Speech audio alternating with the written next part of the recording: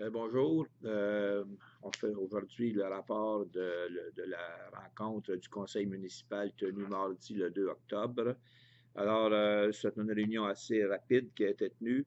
Il n'y avait pas de nombreux sujets. Je veux souligner simplement qu'on a deux cohortes de pompiers qui vont entrer en formation parce que Bécancour a une école de pompiers à l'intérieur de sa caserne. Donc, on fait la demande auprès de l'École nationale des pompiers pour deux cohortes de pompiers, une pour formation de base et une autre pour les camions autopompes. On a aussi accordé 16 contrats, c'est-à-dire des petits contrats variant entre 1 et 17 000 en ce qui concerne l'entretien de petits tronçons de chemin d'hiver, enlèvement de la neige pour l'hiver. C'est des contrats sur appel parce que c'est des contrats de moins de 25 000 Il y a au moins deux soumissionnaires, deux et plus là, pour chacun.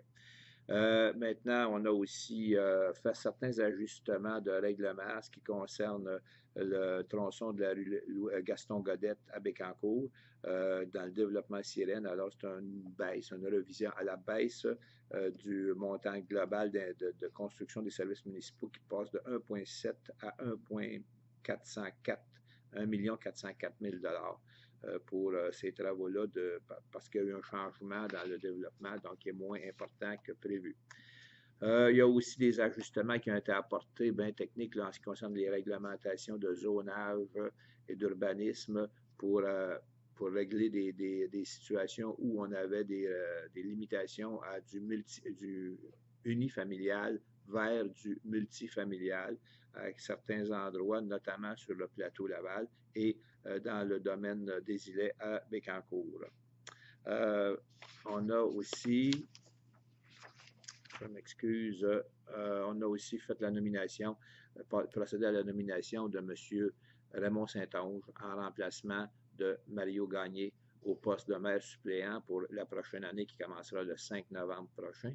Et on a une résolution particulière aussi en ce qui concerne auprès de la Direction générale des élections du Québec, puisqu'on n'avait pas cette année de pôle pour l'élection provinciale dans le secteur Sainte-Gertrude. Alors, il y a une résolution qui a été envoyée pour corriger cette situation-là dans l'avenir.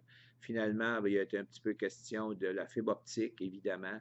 Je vous mentionne simplement que dans les prochains jours, tous les citoyens recevront une mise à jour, une deuxième mise à jour en ce qui concerne le branchement pour la fibre optique. On arrive à la fin du processus, enfin.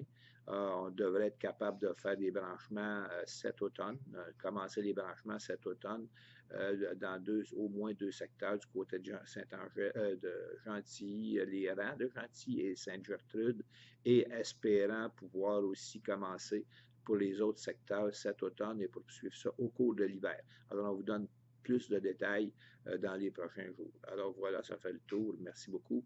À la prochaine.